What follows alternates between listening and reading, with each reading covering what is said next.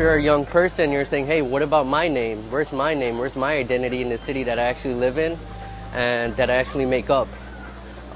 It's non-existent. So you have to go around and put your name up on walls.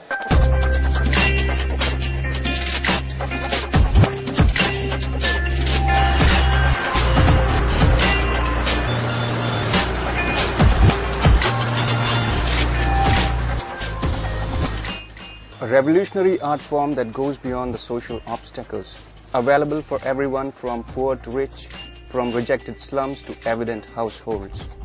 This art is for free, as the canvas is the street itself. Basically, writing your own name. Choose a name, you rock it everywhere. Once you get into graffiti, you cannot stop. You cannot ever stop. It's like a virus. It gets into you, you just keep on doing it. They do it because it is their passion. They make the streets look beautiful. They make the naked walls wear the colorful message.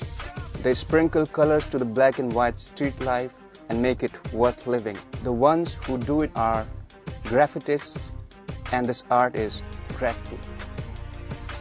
Graffiti is usually like, representing your name. It came from New York. It started from New York in the 70s. And it actually started in Philadelphia. I mean, kids, they write their names all over the city to get fame.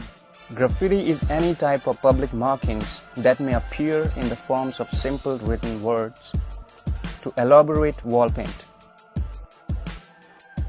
Graffiti is like now redefining old Indian arts, whether it was Tibetans in the mountains putting things on the caves, or whether it was some gallery stuff being put on walls in Orissa or somewhere. Maybe I'm getting my cultures wrong, but you know what I mean. Like, it's redefining that concreteness that we all live in and that we all have to suffocate in every day.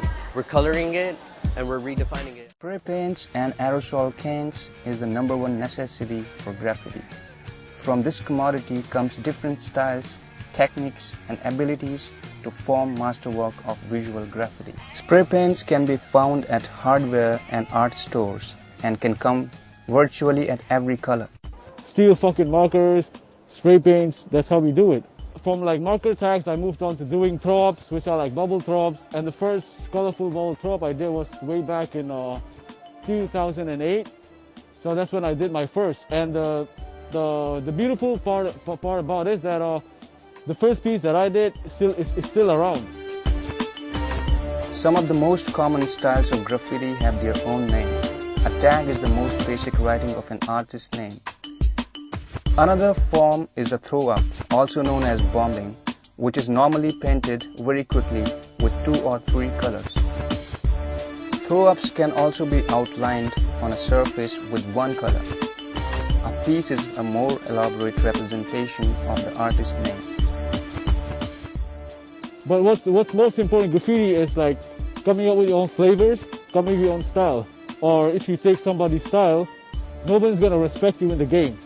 A blockbuster or roller is a large piece, almost always done in a block-shaped style. The more complex style is a wild style, a form of graffiti usually involving interlocking letters in connecting points. Some artists also use stickers as a quick way to catch up. Doing a piece can take 30 minutes or even months to end. Graffiti artists can constantly have the looming threats of facing consequences for displaying the graffiti.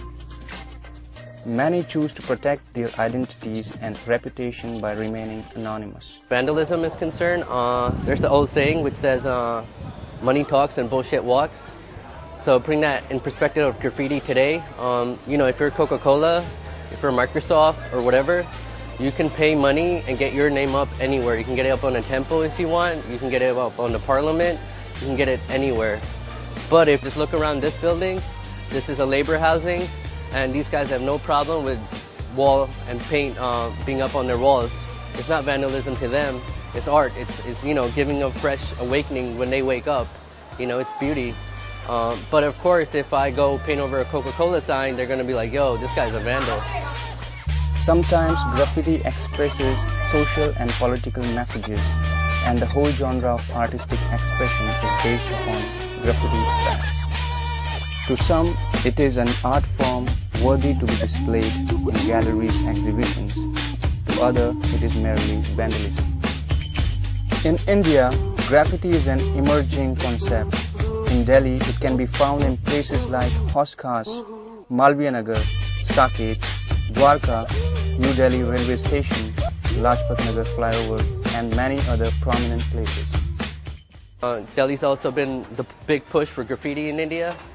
Kids getting up on the walls saying, hey, I want my name to be recognized. I'm an artist too. How do I get my stuff out? And you just see that expanding over time. And, you know, the more innovative they are about technology, you know, how you get your paint, how cheaper you can get it, the more you're going to see everything just expand out.